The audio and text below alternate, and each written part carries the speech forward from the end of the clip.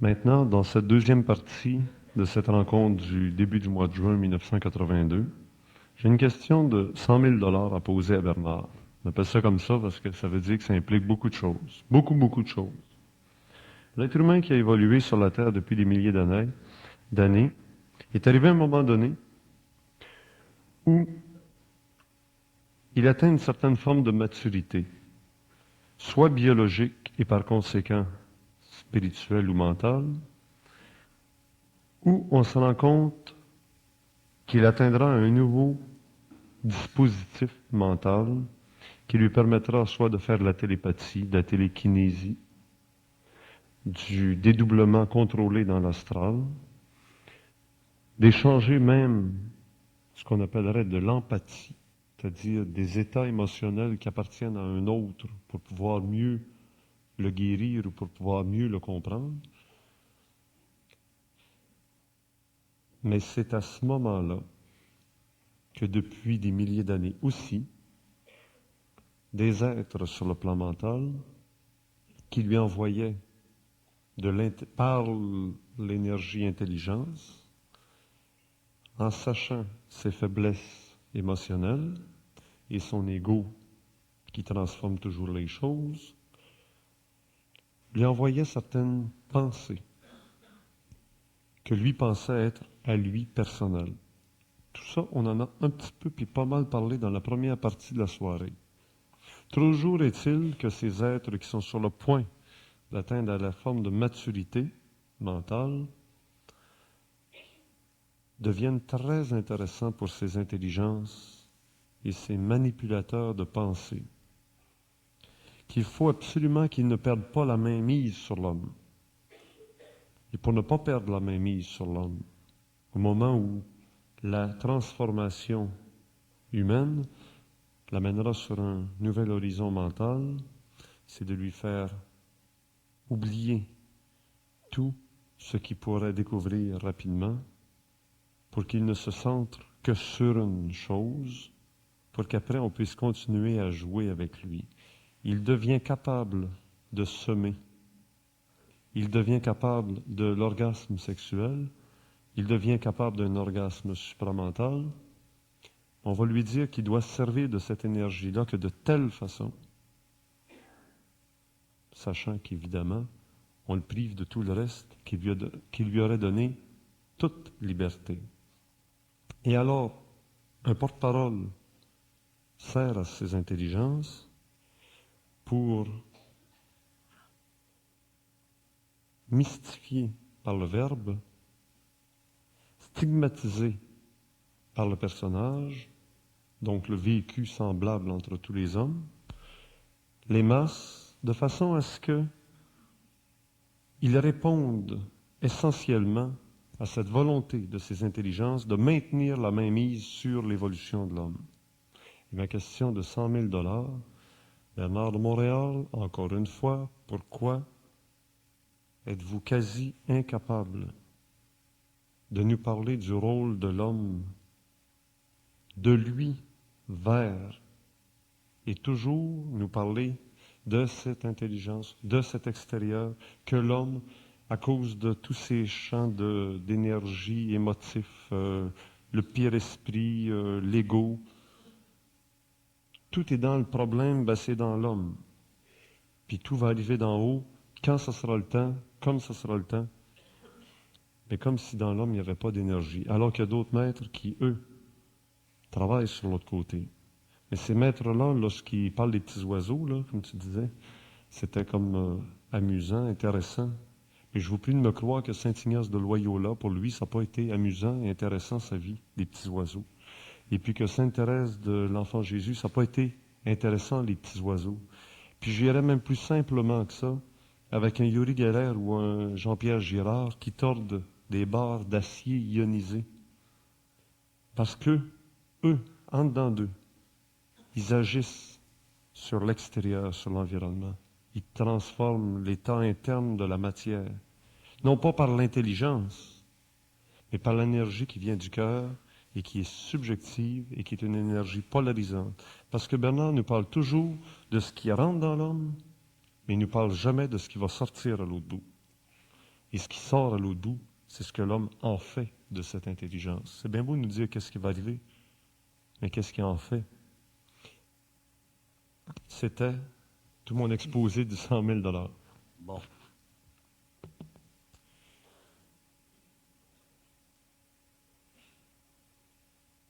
Il faut séparer l'évolution de l'homme en deux parties.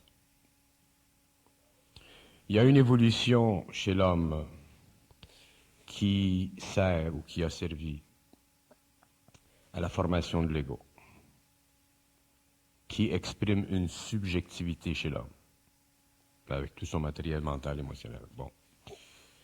Il y a une autre partie de l'évolution qu'on appelle l'évolution propre, où il doit y avoir fusion entre l'homme et l'universel. Unification, unité. Alors, dualité dans l'unité, unité dans la dualité. Ce que l'homme, au cours de l'évolution, n'a pas réalisé et qui a créé sa subjectivité, c'est que de toujours, l'énergie contrôle les plans inférieurs de l'évolution. Ça a toujours été. Alors, le minéral, le végétal, l'animal, l'homme incomplet a toujours été énergisé par des forces qu'on appelle la vie. Au cours de l'évolution, ces forces de vie correspondaient au caractère incomplet de l'homme.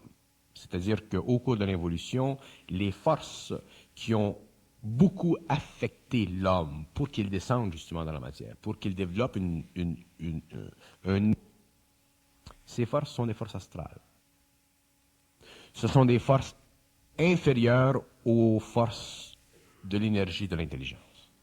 Ce sont des forces qui ne font pas partie de la lumière, ce sont des forces qui font partie d'un monde inférieur. Et ce sont ces forces qui ont été responsables pour le développement chez l'homme de ce qu'on appelle la connaissance subjective, qui a été manifestée chez l'homme par le phénomène de la pensée. Dans la nouvelle évolution, l'homme, lorsqu'il sera capable d'aller au-delà de l'illusion de sa subjectivité. Autrement dit, lorsque l'homme aura compris le rapport entre ces forces anciennes qui ont dominé son évolution pour le ramener au monde de la mort, pour le ramener ensuite au monde de la vie, pour le ramener ensuite au monde de la mort, lorsque l'homme aura compris cette réalité, automatiquement, il commencera à prendre possession en lui de ces autres forces qui sont universelles, qu'on peut appeler les forces de la lumière. Et il se fera une fusion entre ces intelligences et l'homme.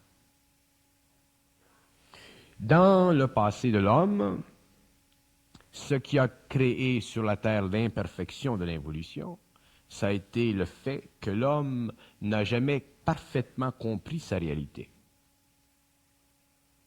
Dans le futur de l'humanité, lorsque l'homme comprendra parfaitement sa réalité, qu'il sera parfaitement unifié, comme il le désire d'ailleurs spirituellement et philosophiquement avec le cosmos, à ce moment-là, l'homme, après avoir été altéré dans son émotionnel et altéré dans son mental, pour qu'il se développe en lui une autre connexion avec laquelle ces forces peuvent se joindre à lui, parce que ces forces ne peuvent pas se joindre à l'homme sur le plan mental ou sur le plan émotionnel.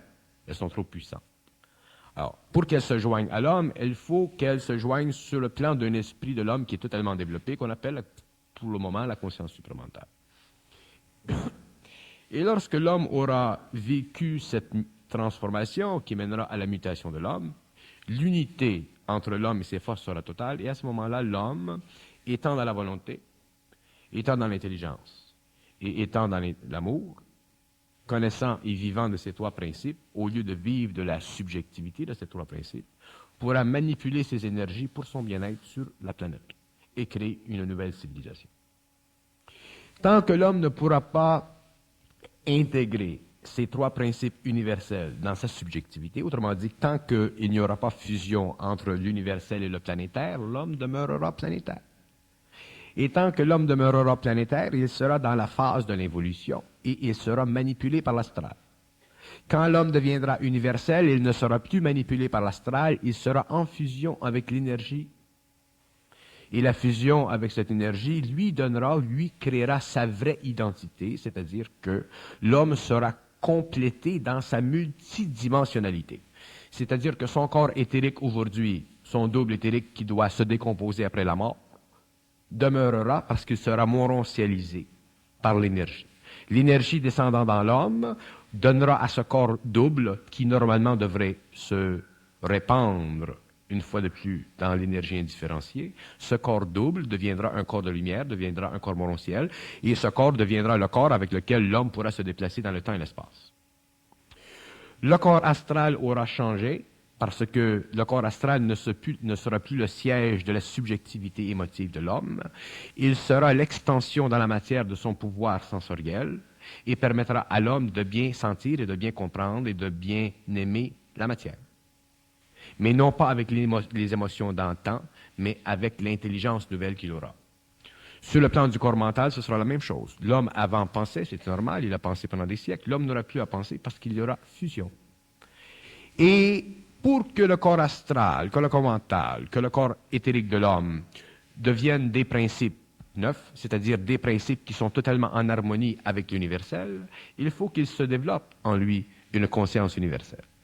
Lorsque la conscience universelle sera développée, elle commencera à descendre dans le mental humain, elle le rendra clair, elle descendra dans l'astral de l'homme et elle pourra y purifier ce corps astral, et elle descendra dans le corps éthérique, et au lieu que ce corps éthérique se détruise après la mort, il demeurera, il sera morontialisé, et l'homme commencera le nouveau processus de l'évolution qui l'amènera automatiquement à l'immortalité. Alors, le phénomène de l'homme ancien et le phénomène de l'homme nouveau, c'est un phénomène qui est totalement différent l'un de l'autre parce que les lois sont différentes. Les lois de l'homme dans l'ancienneté sont des lois planétaires. Les lois de l'homme dans le nouveau cycle sont des lois cosmiques et universelles. Dans le temps ancien, l'homme était sous l'impression du libre arbitre. Dans le temps nouveau, l'homme aura rejeté le libre arbitre pour être libre. L'homme aura connu que le libre arbitre est simplement un perfectionnement très avancé de sa relation avec l'astral. Dans le siècle de demain, l'homme aura réalisé que être libre, c'est être parfaitement en harmonie avec l'universel, comme les petits oiseaux. Mais lorsqu'on parle des petits oiseaux et qu'on n'est pas encore dans cette conscience, automatiquement, on a tendance à spiritualiser notre conscience. Et on ne réalise pas que tant que l'homme est spirituel ou tant que l'homme est purement matériel, il n'est pas universel et que même son petit amour pour les petits oiseaux fait partie de son expérience, fait partie de sa sensibilité. Et un jour, il doit en arriver non pas à être seulement en amour sentimental ou spirituel avec des petits oiseaux, mais il devrait être capable, s'il le veut, d'entrer dans la conscience du petit oiseau. Alors, quand l'homme pourra entrer dans la conscience du petit oiseau, à ce moment-là, l'homme saura qu'est-ce que c'est être un petit oiseau. Mais si l'homme a simplement le sentiment spirituel du petit oiseau, c'est très beau, c'est très bien, mais ça fait encore partie de l'évolution. Un jour, l'homme doit être capable de rentrer dans la conscience animale. Parce que l'esprit de l'homme étant plus haut en vibration que l'esprit des règnes inférieurs, automatiquement, il peut rentrer dans l'animal, il peut rentrer dans la plante, il peut rentrer dans les minérales. Et c'est ça l'homme universel. Tout ça, est-ce que ça va se produire en même temps que l'avènement de l'homme nouveau? Ça fait partie de l'homme nouveau. Ça commence petit à petit, c'est déjà annoncé, c'est déjà en évolution présentement, mais il faut comprendre que c'est en évolution. Et ça se fait de plus en plus, de plus en plus, de plus en plus, de plus en plus, de plus en plus dans le monde, dans tous les pays du monde. Et après la fin du cycle, lorsque l'homme, à cause des événements de cycle, entrera en contact avec d'autres civilisations, le choc culturel sera très puissant et les hommes seront plus prêts à recevoir ou à entrer en contact avec des intelligences qui sont très avancées, au lieu de prendre ces intelligences pour des dieux et se mettre à genoux. Alors l'homme, à ce moment-là, étant dans son intelligence, pourra communiquer télépathiquement avec eux, travailler avec eux sur le plan éthérique, ou avoir des relations avec eux sur le plan matériel, et automatiquement, ces êtres serviront l'homme comme l'homme les servira. Ils serviront l'homme sur le plan de la science, comme l'homme leur apprendra les lois de l'amour. Mais Les lois de l'amour que l'homme apprendra à ses êtres, ce n'est pas l'amour que nous avons des petits oiseaux. C'est le principe de l'énergie de l'amour, comme le principe de l'énergie de la volonté, comme le principe de l'énergie de l'intelligence. Autrement dit, l'homme échangera avec ses êtres une science, qui est la science de l'amour, et eux échangeront avec lui la science de l'énergie. Parlez-nous donc de cette science de l'amour que l'homme pourra transmettre. Est-ce qu'il l'a déjà en lui? Non. Non. L'homme n'a aucune idée de la science de l'amour parce que l'homme est incapable de comprendre la conscience de l'atome. Pour avoir une idée de la science de l'amour, il faut d'abord être capable de se servir de son corps éthérique, non pas du corps astral, du corps éthérique, et d'entrer dans la conscience atomique. Alors, lorsque l'homme entre dans la conscience atomique, il est extrêmement près de l'intelligence de l'atome. Quand il est près de l'intelligence de l'atome, il connaît les lois d'adhésion, les lois de cohésion, les lois de contradiction, les lois de polarité, les lois d'infection et les lois de détermination de l'atome. Et lorsqu'il connaît ces lois, il peut travailler avec ces formes d'énergie et changer à volonté la nature de l'atome. Et quand il change la nature de l'atome, il impose sa volonté à l'atome. Comme il est dans l'intelligence, il impose à l'atome les lois de l'intelligence, les lois de l'harmonie, les lois de l'amour, les lois de la jonction et la loi de la disjonction. Quand l'homme sera capable d'imposer à l'atome les lois de jonction et de disjonction, l'homme pourra prendre n'importe quel élément sur le plan matériel et le transmuter à volonté. L'homme pourra faire une nouvelle matière. L'homme pourra composer de nouvelles matières. L'homme pourra interpréter le rôle de la matière dans la conscience humaine de l'animal et de la plante, qui ne doit pas servir pour l'homme et pour le surhomme, ainsi de suite. Alors, les lois de l'amour sont des lois qui font partie de la science de l'intelligence, mais appliquées au niveau des lois de la cohésion. Les lois de l'intelligence sont des lois de la perfection de l'énergie appliquées aux lois de l'organisation matérielle du système. Les lois de la volonté sont des lois qui font partie de l'organisation intelligente et de l'amour, de toute fonction créative dans le cosmos. Alors, ce sont des principes. Nous pensons, nous les hommes, à l'amour, à la volonté, à l'intelligence. On ne peut pas penser à l'amour, à l'intelligence et à la volonté parce que ce sont des principes de vie, ce sont des principes d'action, ce sont des principes de force, ce sont des forces et ce sont des unités d'infinité. Alors, l'homme ne pourra pas comprendre les lois de l'infinité tant qu'il ne sera pas capable d'interpréter parfaitement les lois de l'énergie de la matière. Et lorsqu'il pourra interpréter les lois de l'énergie de la matière, à ce moment-là, il sera capable de comprendre les lois de relation qui existent entre l'amour, la volonté et l'intelligence. Et à ce moment-là, il n'y aura plus dans l'homme d'émotion. Il y aura simplement dans l'homme l'activité parfaite de la triunité. De la triunité, non pas de la trinité, de la triunité de la conscience cosmique. Et lorsque l'homme sera dans la triunité de la conscience cosmique, il sera dans l'unité de la conscience parfaite. Ça, c'est l'homme de demain.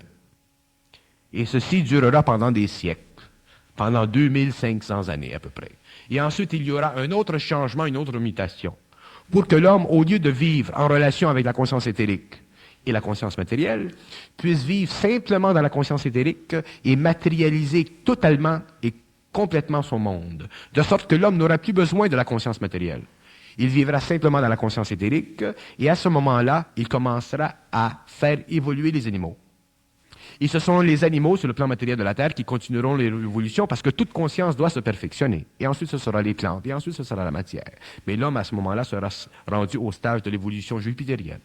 Et lorsque l'homme sera rendu au stage de l'évolution jupitérienne, on dira que c'est un homme-esprit. C'est-à-dire que c'est un homme qui n'a plus besoin de forme matérielle pour manifester l'intelligence, la volonté et l'amour. Il a besoin simplement d'une conscience parfaite du temps.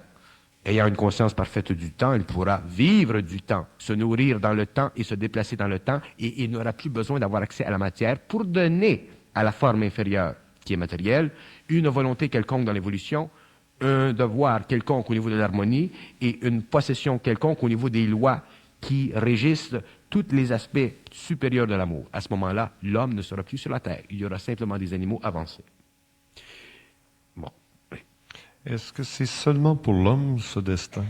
Pardon? Est-ce que c'est seulement pour l'homme ce destin où il y aurait des êtres sur d'autres mondes, dans d'autres univers, qui auraient déjà franchi ces étapes que vous venez de mentionner pour l'homme, mais qu'eux l'auraient déjà franchi depuis des milliers d'années?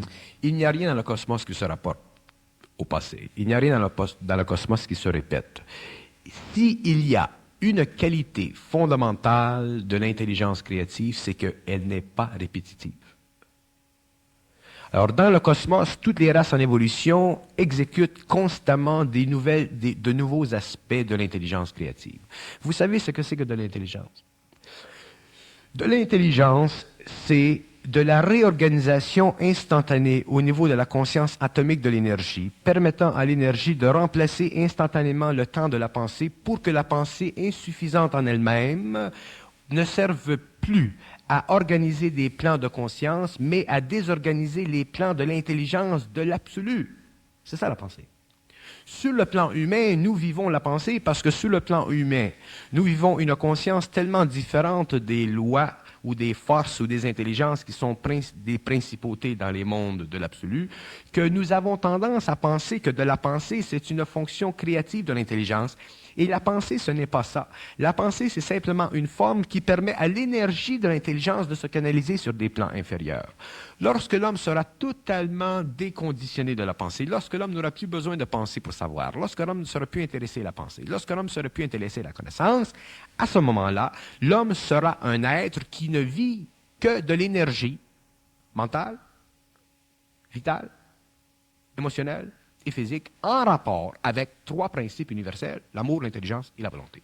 Et à ce moment-là, l'homme pourra commencer à comprendre les lois de ce qu'on pourrait appeler la science de Dieu. La science de Dieu étant une science faisant partie de l'intelligence qui permet aux êtres qui sont suffisamment dans la fusion de l'énergie de comprendre les rapports parfaits entre l'infinité de la perfection et la perfection de l'absolu pour que, entre l'infinité de la perfection et la perfection de l'absolu, il se crée un pont qui est l'homme de demain. Mais rendu à ce point-là, l'homme de demain ne sera plus l'homme d'aujourd'hui. L'homme de demain n'aura plus de corps matériel. L'homme de demain sera totalement fusionné avec la lumière et, on en parle déjà dans l'Urantia, à ce moment-là, l'homme sera capable de vivre le secret de l'intelligence, de vivre le secret de l'intelligence. Et lorsque l'homme vivra le secret de l'intelligence, il sera dans le secret de l'intelligence. Et lorsque il y a un homme, un être, une entité qui est dans le secret de l'intelligence, le secret de l'intelligence n'appartient qu'au règne de l'évolution du temps auquel il appartient. De sorte qu'un homme qui est dans le secret de l'intelligence ne peut pas partager le secret de l'intelligence parce que l'intelligence ne se répète pas, le secret ne se répète pas. Tout ce qui est conquis dans le cosmos, par l'expérience des êtres qui sont dans la lumière et l'expérience des hommes qui sont dans la matière, qui éventuellement fusionnent, demeure totalement secret.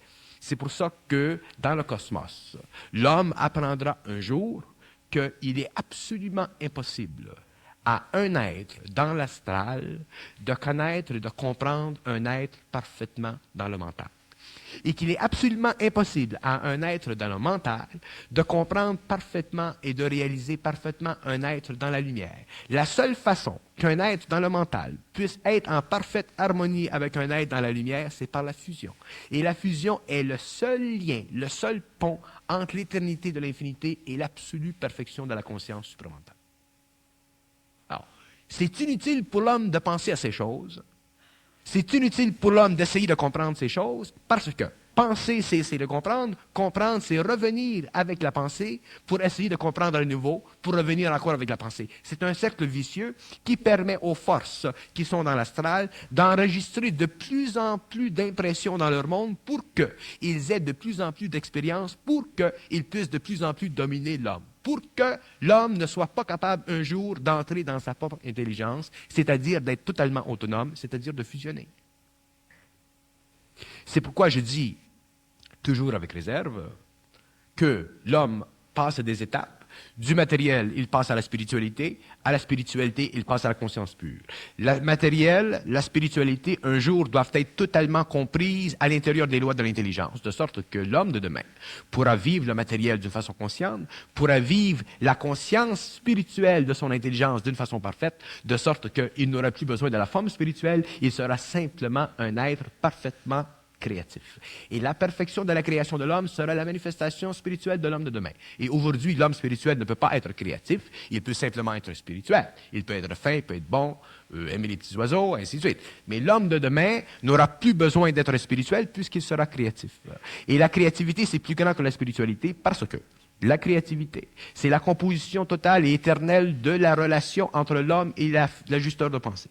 De sorte que lorsque l'homme vit la relation parfaite entre lui et l'ajusteur de pensée, il est créateur et automatiquement l'ajusteur de pensée est et devient son support. Et à ce moment-là seulement, l'homme peut-il commander aux forces de la lumière de inonder la matière pour que s'élève la conscience sur la matière, pour que l'homme ait le contrôle de la nature. Et c'est pour ça que, contrairement à ce que vous pensiez au début, l'homme de demain sera libre et l'homme d'aujourd'hui n'a que le libre arbitre.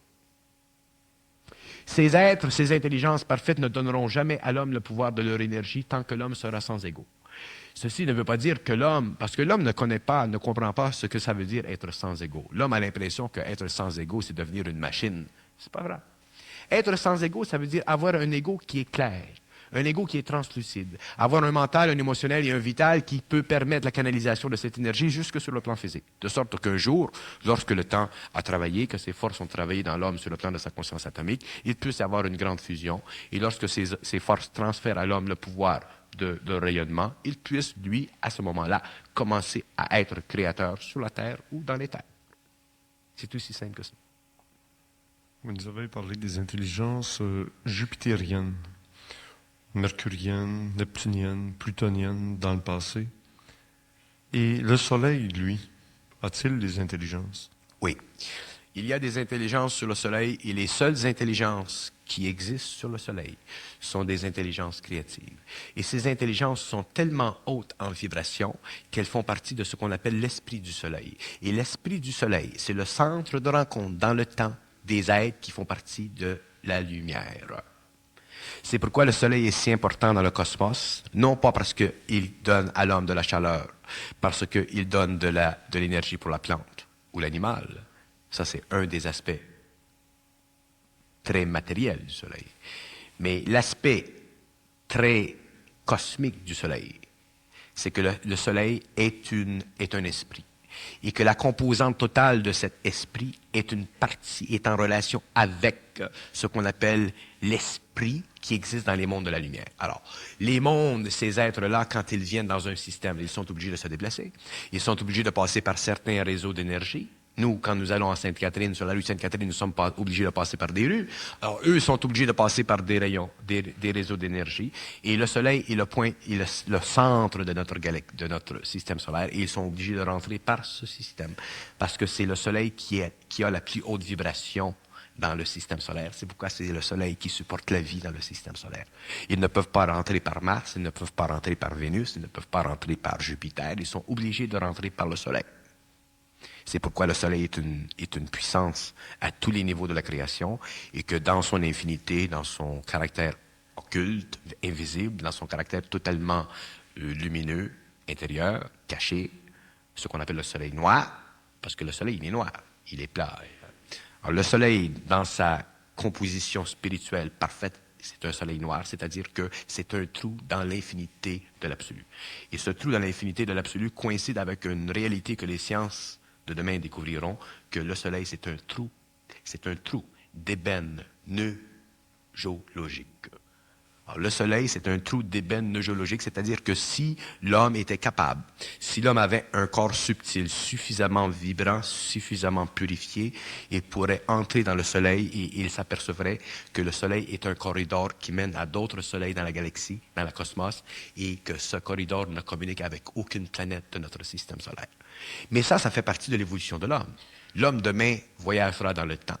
Et lorsqu'il voyagera dans le temps, il aura des véhicules autres que les avions à hélice d'aujourd'hui.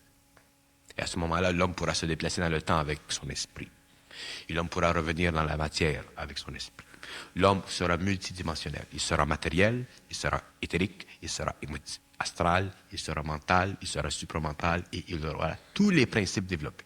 De sorte qu'il connaîtra parfaitement les lois de la science, il connaîtra parfaitement les lois de l'esprit, il comprendra parfaitement les lois de l'éternité, et en connaissant les lois de l'éternité, il sera capable de désintégrer constamment, instantanément dans sa conscience, de par le jeu de la conscience, tous les aspects de l'atome qui ne sont pas parfaits, c'est-à-dire qui ont été dans le passé contrôlés et mis en évolution par ce qu'on appelle dans notre système solaire les forces plutoniennes.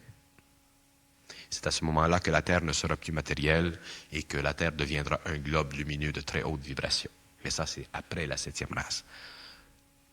On sait dans d'autres systèmes solaires que les étoiles, leur étoile centrale, grossit, et éclate en supernova. Qu'est-ce que ça signifie? Quand elles éclatent en supernova, c'est parce qu'elles sont obligées de passer à un nouveau stage de mutation, parce que les esprits qui la composent, parce qu'une planète, c'est toujours composé d'esprits. Les esprits qui la composent sont obligés de changer de place dans le temps. Alors, lorsqu'ils sont obligés de changer de place dans le temps, la composition moléculaire, la composition chimique est altérée et l'éclatement est cette composition. Alors, si une étoile éclate, elle devient gazeuse. Si elle devient gazeuse, elle devient un produit de l'esprit, altéré.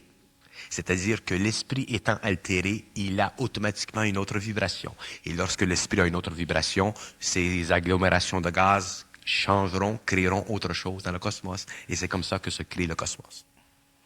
Et le minéral. Le minéral, c'est la même chose. Donc, dans le minéral, il y a de l'esprit. Dans le minéral, il y a de l'esprit, seulement c'est un esprit qui est très dense. C'est un esprit qui ne bouge pas beaucoup. Dans le végétal, il y a un autre esprit. Dans l'animal, il y a un autre esprit. Dans l'homme, il y a un autre esprit. Dans le surhomme, il y a un autre esprit. Dans l'homme de la 7e race, il y aura un autre esprit. Vous savez qu'est-ce que c'est de l'esprit? De l'esprit, c'est ce qui ressemble le plus à de l'énergie, mais c'est ce qui permet à l'énergie. Et de l'énergie indifférenciée, c'est de l'énergie qui ne sert pas aujourd'hui, mais qui se servira demain. Alors, le seul aspect de l'énergie qui sert, c'est celui qui est rendu esprit. Parce que tout dans le cosmos, qui est esprit, est venu dans un temps quelconque de l'énergie indifférenciée. Et c'est quand on retourne à l'étude ou à la compréhension de ceci qu'on retourne au début réel de la création, non pas les débuts secondaires de la création. Parce que dans le phénomène de la création, il y a eu des étapes. Il y a eu des étapes primaires, il y a eu des étapes secondaires, il y a eu des étapes tertiaires. Et plus on retourne dans le temps de l'énergie, plus on retourne dans les étapes où il n'y a plus de conscience dans l'esprit de la matière. Lorsqu'il n'y a plus de conscience dans l'esprit de l'énergie, à ce moment-là, on arrive à l'origine de Dieu. Et un jour, je parlerai de l'origine de Dieu, mais pour le moment, je ne veux pas en parler parce que ça suscite trop d'énergie dans le mental des gens et ça fait trop penser pour rien. Mais l'homme doit en arriver un jour à cause de la fusion à pouvoir savoir. Ceci veut dire que l'homme doit en arriver un jour par la fusion à être capable de communiquer instantanément avec l'esprit.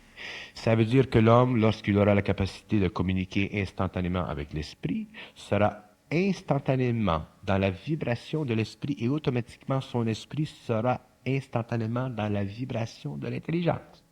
Et à ce moment-là, l'homme pourra se servir de ce qu'il sait, à cause de cette connexion, pour travailler et créer des mondes neufs. Dans une conférence passée, vous nous avez déjà mentionné qu'il y aurait des êtres qui se matérialiseraient dans des bureaux administratifs, de gouvernement, etc. Qui sont ces êtres et d'où viennent-ils? Sur quel niveau se situent-ils? Ces êtres se situeront sur le plan éthérique. Ce sont des êtres qui font partie de la Terre, ce sont des êtres aussi qui ne font pas partie de la Terre, mais ce sont des êtres qui feront partie de ce que j'appelle le gouvernement invisible.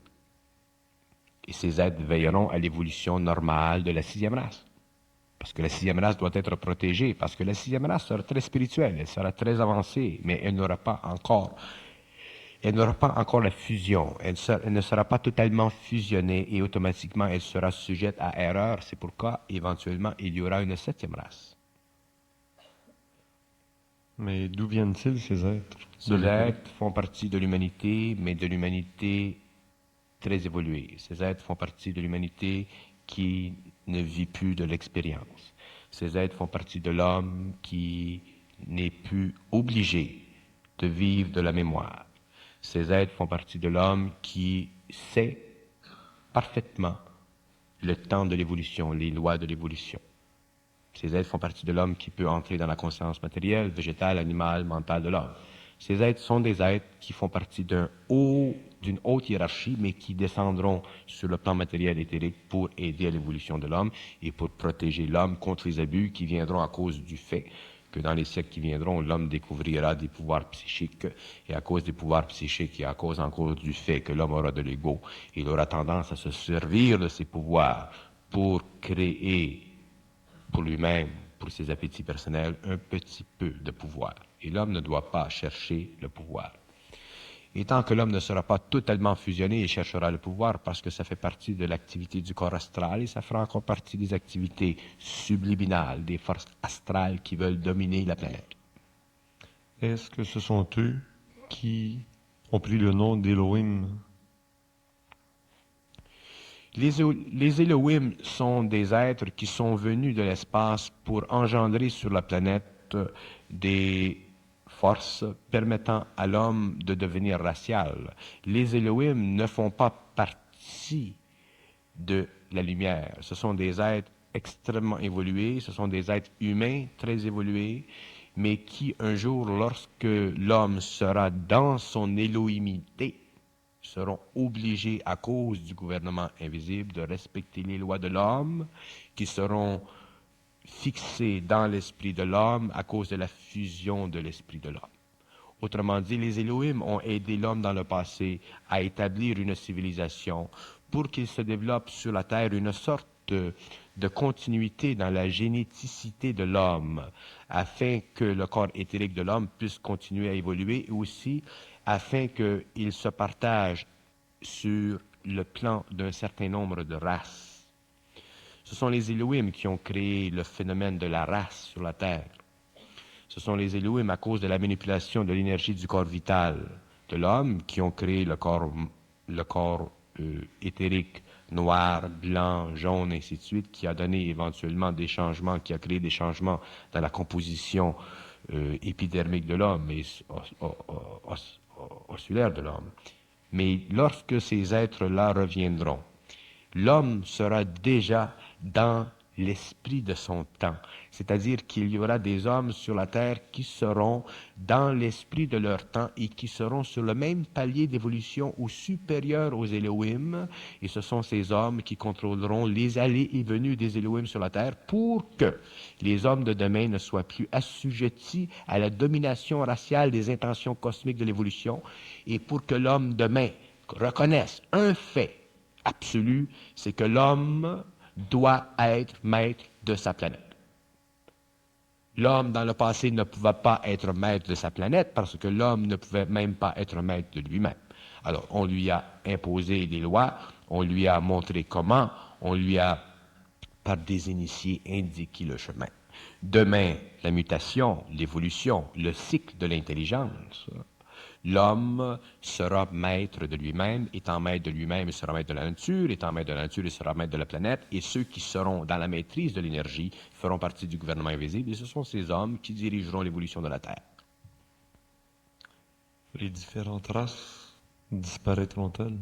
Il y aura des races qui disparaîtront parce qu'éventuellement, la seule façon pour que certains corps éthériques ne servent plus à l'incarnation, il faut qu'il y ait destruction des races. Alors, il y aura énormément d'ailleurs, c'est ce qui se produira à la fin du cycle. Vous savez, il y a tellement de choses à dire. Si nous regardons le phénomène de la guerre, il y a plusieurs points de vue. Nous pouvons le regarder du point de vue karmique, du point de vue spirituel, du point de vue cosmique, du point de vue universel. Si nous regardons le phénomène de la guerre, du point de vue spirituel et du point de vue karmique, nous réalisons que les activités de l'humanité ont engendré la guerre. C'est normal. Mais ce n'est pas parfaitement vrai.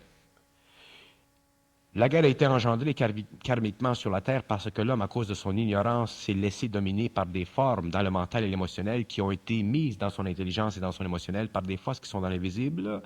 Et à cause du fait que l'homme n'est pas suffisamment encore entré dans l'intelligence, il est incapable ou il était incapable de réaliser qu'en fait, il faisait un partnership avec l'invisible. Et comme l'homme a fait un partnership avec l'invisible, mais qu'il était encore dans l'ignorance de l'invisible et qu'on lui avait donné le libre arbitre et qu'il était très satisfait de ce libre arbitre, il a constitué sur le globe une phénoménologie de l'événement qui a créé ce qu'on appelle le karma humain. Et lorsque l'homme sera dans l'intelligence demain, il réalisera que le karma humain n'existe que lorsqu'on est dans l'intelligence de ce karma. Autrement dit, quand on est dans l'ignorance des faits événementiels créés par les intelligences sur les autres plans. Et lorsqu'un homme a réalisé qu'une des grandes lois dans le cosmos, qui fait partie d'une des grandes sciences de l'ingénierie de l'évolution, est une loi liée à l'événementiel, à ce moment-là, l'homme rejettera toute responsabilité karmique personnelle. Et automatiquement, il rejettera toute responsabilité karmique planétaire. Mais pour que l'homme rejette la responsabilité karmique personnelle et planétaire, il doit être intelligent. S'il n'est pas intelligent, il n'aura pas la force de le faire. Parce qu'un homme ne peut pas être intelligent et ignorant à la fois. Parce que être ignorant, c'est un aspect. Être intelligent, c'est un aspect. Et les deux ne peuvent pas se rencontrer. Alors, soit que l'homme soit ignorant, il n'y a pas de milieu. Hein? C'est un spectrum. Alors, soit que l'homme soit ignorant à différents niveaux, même s'il a un doctorat, mais qu'il soit ignorant, qu'il ne connaisse pas les lois cosmiques, ou que l'homme connaisse les lois cosmiques. S'il ne connaît pas les lois cosmiques, il est obligé de subir le karma, psychologiquement, mortellement. S'il connaît les lois, il ne peut pas le souffrir. Il rejette le karma. Et pour que l'homme rejette le karma mondial, qu'il rejette le karma planétaire, pour qu'il rejette le karma individuel, il ne faut plus qu'il ait de mémoire. Parce que le karma de l'homme, il est contenu dans la mémoire. Mais pour qu'il n'ait plus de mémoire, il faut qu'il paie le prix de la perte de la mémoire. Et qu'est-ce que c'est le prix de la perte de la mémoire? C'est la disparition chez l'homme de l'ignorance de l'ego, c'est-à-dire la fusion entre son mental, son émotionnel, son vital et son physique. À ce moment-là, l'homme est libre du passé. Et automatiquement, ce qui se passera événementiellement dans les années à venir font partie de l'expérience de l'humanité, mais ne font plus partie de son expérience parce qu'il ne vit plus expérimentalement, parce qu'il ne vit que intelligemment. Mais tant que l'homme vivra expérimentalement, il sera dans l'inconscience. Lorsque l'homme ne vivra plus expérimentalement, il sera dans l'intelligence instantanée et toutes ses actions seront parfaites. C'est-à-dire que toutes ses actions seront le produit d'une fusion entre l'énergie en lui et ses principes. De sorte que l'homme ne pourra plus subir le karma planétaire ou individuel et automatiquement il immortalisera son corps matériel parce que son corps éthérique aura été élevé à un statut universel qu'on appelle la conscience porosité.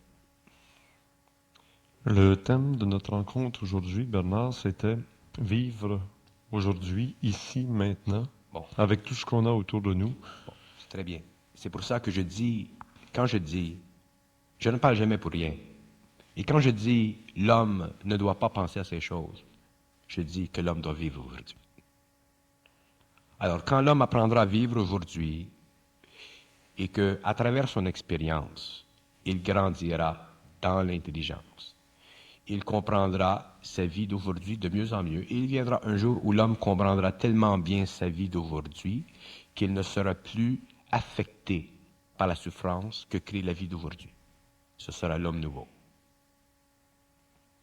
Mais on dirait que, pour le moment, en attendant les grands événements que vous nous annoncez, on doit attendre. On regarde les nouvelles, on regarde la télévision. Non, c'est pas ce que je dis. C'est ce que vous dites que je dis, c'est pas ce que je dis. Les gens disent toujours ce qu'ils veulent que je dise. Et jamais les gens disent ce que je veux dire. Et vous savez pourquoi? Parce que les gens ne comprennent pas ce que je veux dire.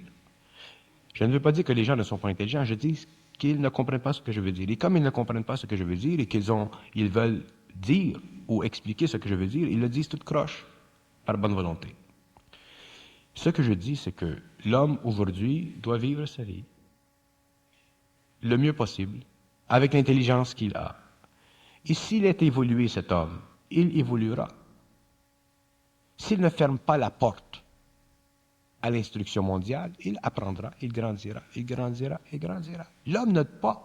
Vous savez,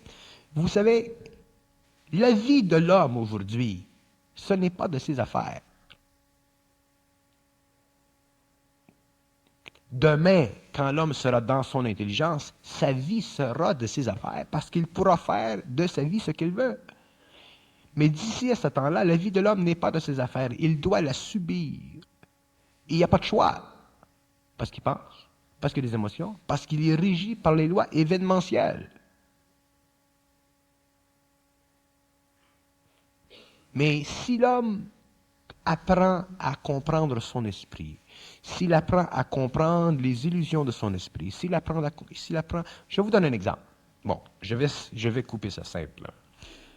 Je vous donne un exemple qui va expliquer un peu le phénomène de tout. Prenons un type, là, un bon Joe. Ouais. Il y a une femme, il y a des enfants, et ainsi de suite. Et tout à coup, un jour, il est au bureau, puis ça lui parle dans la tête. Qu'est-ce qu'il va faire, le type? Il n'est pas pour compter ça à sa femme. Il n'est pas pour compter ça à sa belle-mère, surtout s'il attend un héritage. Il ne va pas compter ça au psychologue. Parce qu'on sait que quand quelqu'un te parle dans ta tête, tu es déjà prêt pour la grande bâtisse. Alors, qu'est-ce qu'il fait, le type? Il souffre. Il n'y a personne avec qui parler. Et il vit ceci pendant des années de temps. Mais tout d'un coup, un jour, il rencontre quelqu'un qui lui aussi n'est pas dans la tête. Alors, avant, il était foutu seul. Maintenant, il y en a 2. Ensuite, il y en a 3. Ensuite, il y en a 4. Et c'est ce qui se produit. Et si les gens vont réaliser dans le monde que plus le temps va, plus il y a de gens qui sont fous. Mais c'est pas qu'ils sont fous, c'est qu'ils sont fins. Mais ils savent pas qu'ils sont fins parce qu'ils ont été fous. Ils ont été ignorants de leur intelligence qui grandit. C'est un peu comme le poussin qui vient dans l'œuf. Il n'y a pas de poils. Il regarde sa mère et dit, comment ça fait qu'elle, elle a du poil, moi j'ai pas de poils. Au lieu d'être assez intelligent pour dire, au moins je suis sorti de l'œuf. Vous comprenez? Alors le type, lui, ça commence à lui parler, papa, et là, il s'inquiète. Et tout d'un coup, à cause de ce qui se passe dans le monde, à cause des maîtres qui travaillent, à cause de toute l'information qui sort dans le monde aujourd'hui depuis 20 ans, de façon extraordinaire, là, il n'est pas tout seul. Moi aussi, je suis fou. Mais je suis bien fou. Je suis content d'être fou. Je ne voudrais pas être pas fou. Et je rencontre des fous dans ma vie et on a du fun ensemble. Mais pour que l'homme soit fou, c'est-à-dire pour que l'homme ne fonctionne plus psychologiquement comme il fonctionnait avant, il faut qu'il soit suffisamment aidé dans le monde. Il faut qu'il soit aidé par des gens comme vous, il faut qu'il soit aidé par des maîtres, il faut qu'il soit aidé par des gens qui écrivent des livres, qui sont suffisamment fous pour écrire intelligemment et qui peuvent établir des liens avec des gens qui sont fous, mais qui ne comprennent pas encore leur folie et qui, là, réellement, pensent qu'ils sont vraiment fous. Et quand les gens qui sont fous, je ne parle pas des fous à battre, je parle des fous normaux, des fous intelligents. Quand les gens qui sont fous intelligents, les fous intelligents qui ne comprennent pas encore ce qui se passe dans leur esprit, commenceront à réaliser que c'est plein de fous intelligents qui grandissent, qui poussent, à ce moment-là, les gens commenceront à ne plus se penser différents et commenceront à réaliser que ça fait partie de la descente de la conscience supramentale sur la Terre et ils seront contents de commencer à comprendre autre chose. Il y a des fous qui ont même dépensé une petite fortune pour annoncer le retour du Christ. Oui. Benjamin Crème en Angleterre avait dit entendre une voix qui lui disait un tel est le Christ. Oui. Bon, mais c'est ça que je dis. Vous me demandez tout le temps, vous voulez toujours que je vous donne une petite formule, que ça va aller vite. Je vous dis que la descente de la conscience supramentale sur la Terre, ça se fait, c'est commencé, ça prend son temps, et que la conscience astrale de l'homme, je vous ai dit que l'homme est en communication avec l'astral depuis des siècles. Alors si ce type là-bas reçoit de l'information spirituelle de l'astral par d'autres entités dans l'astral, ça fait partie de l'expérience de la Terre, ça fait partie de son expérience à lui. Et un jour, lorsqu'il sera sorti de la conscience astrale, qu'il sera dans la conscience mentale, à ce moment-là, il comprendra que ceci faisait partie de son expérience. Quand je dis, apprenez-le une fois pour toutes à ne pas croire, écoutez, mais ne pas croire, ça fait partie de votre évolution. C'est ça qui est si difficile. Vous vous imaginez que lorsque les circuits s'ouvrent dans votre esprit, aussitôt que quelqu'un commence à recevoir de l'information dans le mental, là, il vient fou comme la merde.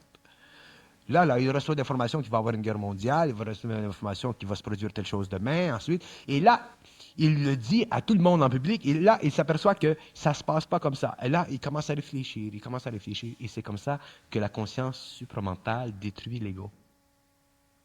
Alors, elle commence à mettre de l'information à travers l'homme. L'homme se prend au sérieux parce qu'il a un ego. Il se prend spirituellement orgueilleux parce qu'il se développe toujours une petite orgueil spirituel quand on est un petit peu capable de voir dans l'avenir. Hein? Et ensuite, quand il a appris après 2 ans, 3 ans, 4 ans, 5 ans, 10 ans, 15 ans, 20 ans que c'est un jeu, jusqu'à temps qu'il puisse sortir et être dans l'intelligence de son intelligence. À ce moment-là, il ne se fait plus prendre dans le jeu. Et à ce moment-là, quand il sait, il garde pour lui. Ou il le dit à ceux qui peuvent le garder pour eux, de sorte qu'il n'épouvante plus le public.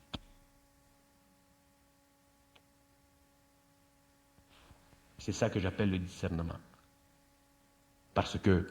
Mais tout ça, ça fait partie du jeu cosmique. Il y a des hommes sur la Terre qui ont la capacité de recevoir de l'information, qui ont suffisamment d'émotion et de spiritualité. Et n'oubliez pas, hein, je dis de sincérité, ce type-là, qui annonce le Christ, il est extrêmement sincère. C'est un type qui a de très bonnes vibrations. Mais ce n'est pas assez.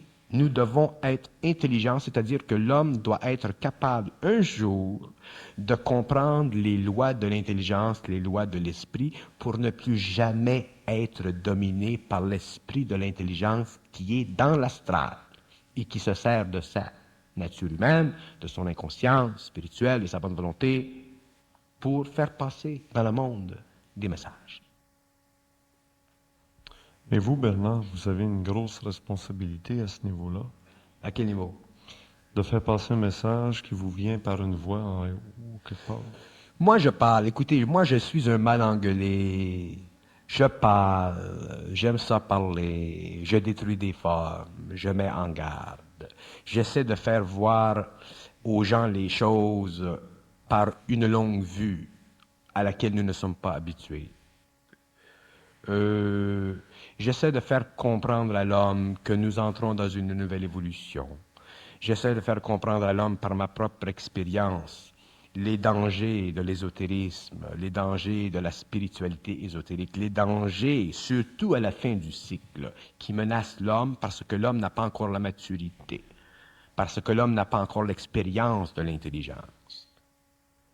C'est ça que je fais. Dans le fond, ce que je fais, c'est que je regarde ce qui se passe dans le monde, je regarde les sectes, les organisations, les écoles, et je fais le partage des choses, et je vois celles qui sont bonnes et qui aident l'homme, et je vois qu'elles sont importantes et qu'elles sont nécessaires. Mais je vois aussi que l'homme doit apprendre un jour à devenir totalement autonome pour ne plus avoir besoin d'être dit par des hommes ce qu'il doit savoir, mais de le savoir par lui-même, par sa propre intelligence, parce que, une fois pour toutes, il est dans son intelligence. Autrement dit, l'énergie cosmique de l'intelligence cosmique, elle est descendue sur son plan mental pour éclairer son plan mental. Mais encore là, ils se font jouer des tours, ceux qui suivent leur intelligence qui passe en eux. Ça fait partie de l'initiation solaire de l'homme. Ça fait partie de l'initiation solaire de l'homme. Et c'est la condition de l'involution et de l'évolution. Tous les hommes qui entreront dans la conscience universelle seront obligés de voir à travers toutes les illusions de leur conscience pour en arriver à voir parfaitement dans l'intelligence. L'intelligence, dans le fond, l'intelligence, la fusion de l'homme, c'est le pouvoir de la lumière dans l'homme.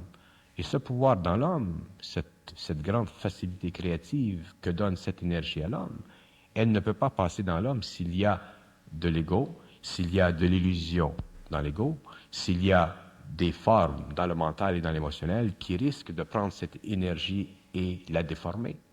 Cette énergie, elle est pure et elle doit demeurer pure, et là où elle sera traînée dans la boue, elle cessera d'exister dans l'homme. Et pour vivre aujourd'hui, maintenant, Pour c'est vivre prendre son aujourd'hui, coke, fumer ses cigarettes. pour vivre aujourd'hui maintenant, d'ailleurs les hommes évoluent, il y a du travail qui se fait, il y a de l'information qui vient à l'homme, il y a des mises en garde qui se donnent à l'homme, et l'homme évolue, l'homme évolue, l'homme évolue, et il y a des hommes qui commencent à avoir le contact avec l'intelligence, et comme il y a beaucoup d'informations dans le monde, là, ils peuvent commencer à réaliser. C'était plus difficile il y a 20 ans de voir, parce qu'il y a 20 ans, tout le monde mangeait les livres comme si c'était du cornflakes. Mais aujourd'hui, il commence à se développer un petit peu plus on est plus circonspect, on fait attention, on regarde, et ainsi de suite. Les hommes ésotérisés deviennent un petit peu plus intelligents. Et dans 5 ans, dans 10 ans, dans 15 ans, dans 20 ans, les hommes ésotérisés, les hommes qui sont autres, les hommes qui ont changé dans l'évolution de leur mental, seront très, très, très stables, très intelligents dans l'émotionnel, très intelligents dans le mental, et ils vivront leur vie intelligente d'une façon consciente. Et ça fait partie des temps de transition dans lesquels nous sommes. Mais je sais qu'il y a beaucoup d'hommes qui seront perdus par la descente de cette force sur la terre. Exemple, les meurtriers, ceux qui violent la conscience sociale de l'humanité. Mais parmi tous ces hommes dans le monde, il y en aura qui pourront passer à travers qui pourront vivre cette descente, la pénétration de cette énergie en eux, et eux seront élevés en vibration, et eux deviendront conscients, supramentales, les hommes de demain, et ainsi de suite, et ça continue. En attendant, ils doivent vivre leur vie, travailler chez Hilton, boire un coke chez Hilton.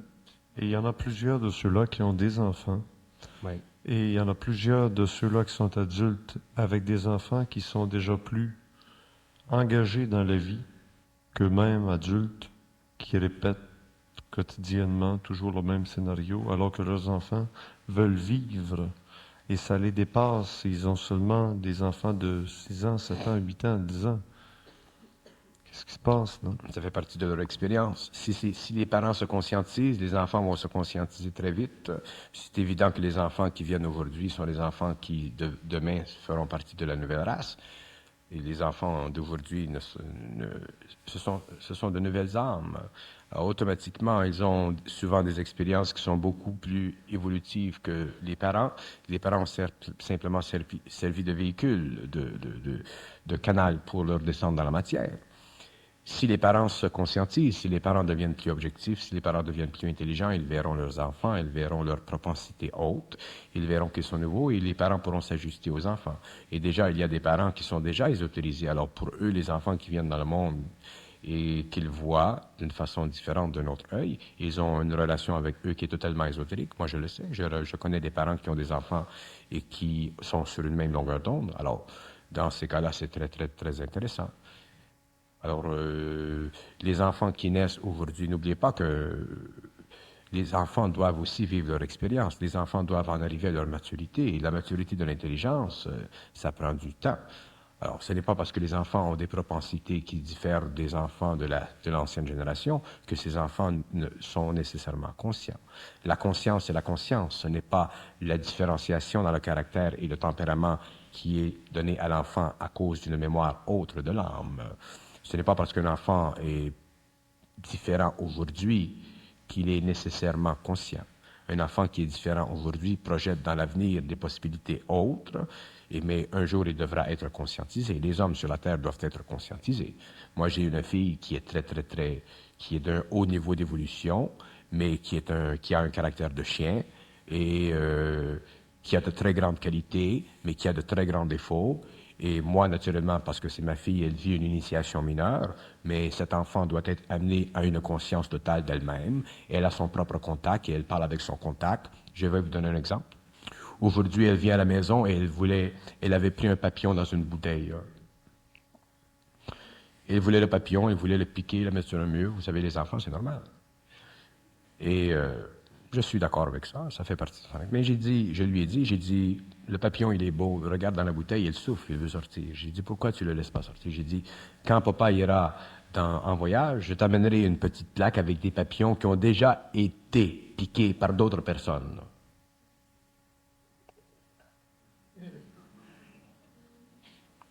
Elle est revenue dans 5 minutes et elle m'a dit, oui, tu as raison. Le papillon, moi, je ne le pique pas. S'il y en a d'autres qui le piquent, je le prendrai parce qu'ils ont fait le travail pour moi. Mais moi, je ne le prends pas.